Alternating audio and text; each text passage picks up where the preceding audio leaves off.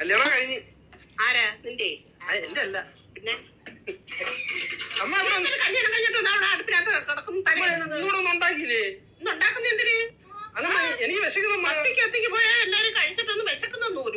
എനിക്ക് വിശക്കുന്നമ്മ. അത് നീ കല്യാണത്തിനോട്ടൊന്നും കഴിച്ചില്ലേ? അതല്ലമ്മ, ഞാൻ കഴിക്കുന്നതിന് ഓപ്പോസിറ്റ് എന്റെ കൂട്ടുകാരി ഭക്ഷണം കഴിക്കുമായിരുന്നു. അത് കാരണം എനിക്ക് കഴിക്കാൻ പറ്റിയില്ല. അവളെ നോക്കി വായും തുറന്നങ്ങി ഇരുന്ന് അങ്ങനെയൊന്നല്ലമ്മ. പിന്നെ അല്ലെ പിന്നെ ചോറുന്നാൽ എന്ത്? തിന്നുന്ന സമയത്ത് ആരെ കണ്ടാലും ദൈവത്തിനെ കണ്ടാൽ പോലും നോക്കരുത്. അപ്പോഴേ ഇരുന്ന് തിന്നണം. അതാണ് മനസ്സിലാവും. തടിയൊക്കെ വെച്ചപ്പോഴേ തിന്ന് കഴിച്ചെന്ന് വിചാരിച്ചാലോ വിചാരിച്ച് ഞാൻ ആഹാരം കുറച്ചേ കഴിച്ചോളൂ. എങ്കിലേ എനിക്ക് വിശക്കുന്നമ്മ. നീ അവളെ കാര്യം ഓർത്ത് ആ ചാരിയസരെ പോയി കട മക്കള്. അങ്ങനെയല്ലേ? ഞാൻ ഇറക്കി തരാം. നമുക്ക് ഇറങ്ങുന്നില്ലല്ലേ അമ്മ?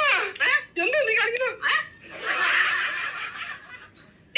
അവന് അങ്ങനത്തെ സ്വഭാവമൊന്നുമില്ല. പിന്നെ പണ്ട് ഇച്ചിരി കോഴിയായിട്ട് കിടന്നപ്പോ അമ്മ എന്താ നീ കാണിച്ചു വെച്ചോ? ഉള്ളത് മേടിച്ചോക്കളെ.